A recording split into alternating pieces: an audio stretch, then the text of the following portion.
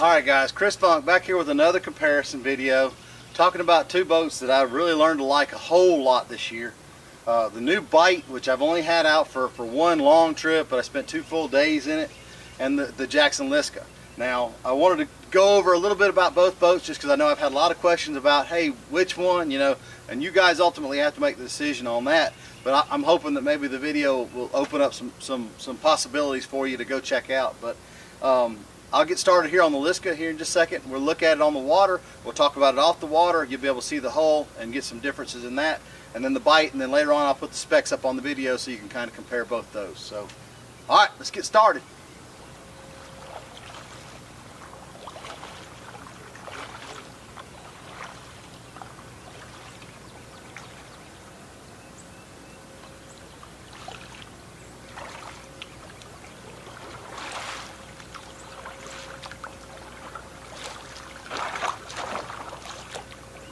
There's definitely more primary stability in the Bite, but I mean the Liska, I could fish in this all day long like this. This is fine. There is a little water coming up into the cockpit, you know, when I go side by side. And now since there's a few less scuppers in the cockpit, some of it's staying, but not bad. And I'm sure it'll drain as I sit back down. But the Liska and the Bite to me are both doable at 325, just so you guys know.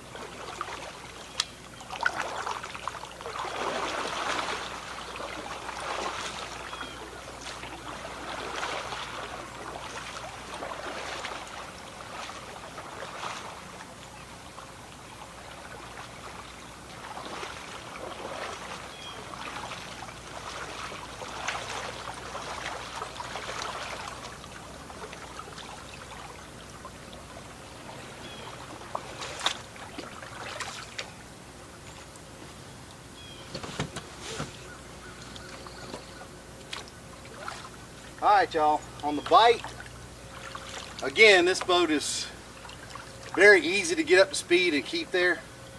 I've only spent 2 long days in it down in the Okefenokee, but we did go against some current on the Suwannee River in it, and it was perfectly fine.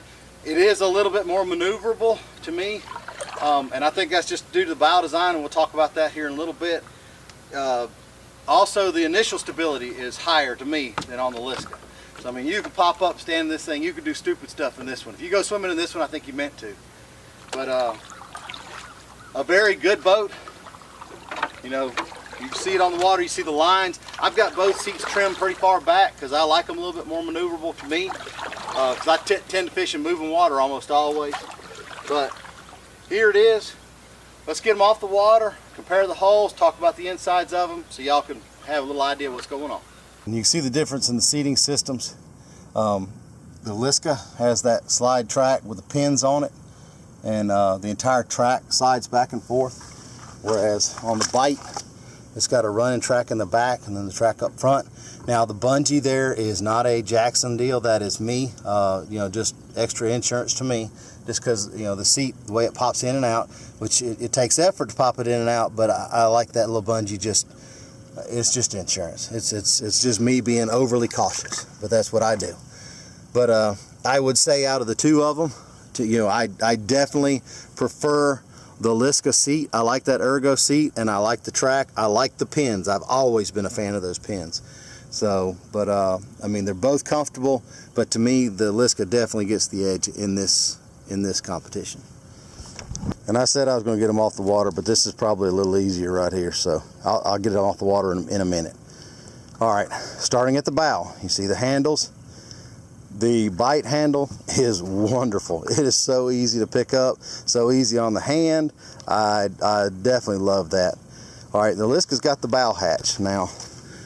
And we've had a lot of rain, so I've had a little wetness around mine. But this is Ethan's. But I mean, you could put a ton of gear in this hatch if you wanted to. You know, I just find that I don't use hatches as much as I use the tank well type areas.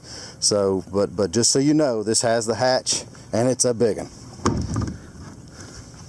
All right, the tank well is wonderful. I mean, you could put a fish cooler, you could put whatever you want. I've had my camera bags, camera gear. If you do take a wave over the bow, it's going to go out through this trough, so it's not going to be a problem. Console. Some people love the console. I happen to hate them with a passion. So if this was my boat, this wouldn't even be in here. I wouldn't even be talking about it, but it's my son's boat and he likes them. So, but anyway, got padding on the deck. You know, same type foot pads. No padding on the deck. Padding, I'm neither here nor there. It doesn't bother me none. It's actually easier to clean an open deck anyway, so I like this. I do like the extra scuppers in this area. You see the 6 scuppers versus 2 and 2, the 4, excuse me, there's 2 underneath the seat, but the extra scuppers are good to me. I like that. Got track on both sides of your foot pads, which is good for putting your fish finders or camera mounts or whatever. Both of them have the molded in paddle holders, which are very nice and they're very functional. All right, there's another set of gear track on the side of the Liskas on both sides right there for another rod holder, cup holder, whatever you want to put on there. The Bite does not have that, but it does have these molded in rod boxes. So you got 4 molded in rod boxes and a cup holder on both sides. So that's handy, you know, for those smaller snap top type boxes. And then coming back, both have flush mounts. Very nice on the flush mounts. You see also another trough to drain any water that gets in the back well, but also 2 scuppers there. So, and both back tank wells are cavernous, but you know, the one thing I do like about the Bite is you see it's sharp edged right here. That's very nice. This was done so that you could put you another hatch back here if you wanted to. If you had systems that you wanted to run, or rudders or anything like that back here, you could get to it and fool with the wiring or the cables. There's no such deal on this one, and that doesn't bother me because I don't fool with them things either. Back handle, very nice. Back handle, non-existent. There is a little cup on the bottom of it, which is not bad on your hand, but there is no actual physical handle on the back of the Liska. There is a track for running, if you're running an anchor off the back, which is nice, or a drag chain or anything like that. So you've got the guides on both sides. But there you see them side by side this way. Now, like I promised, I'll get them out of the water. Here they are side by side, so you can kind of compare the two. They both have the scupper hole for a transducer mount, you know, the large scupper hole. So that's good for those of you that like to run your electronics through the boats. You can definitely see there's a little bit of a difference in the shape. The Bite tends to run a little bit flatter, but the bows are a little bit different. I'll show you that on the water too.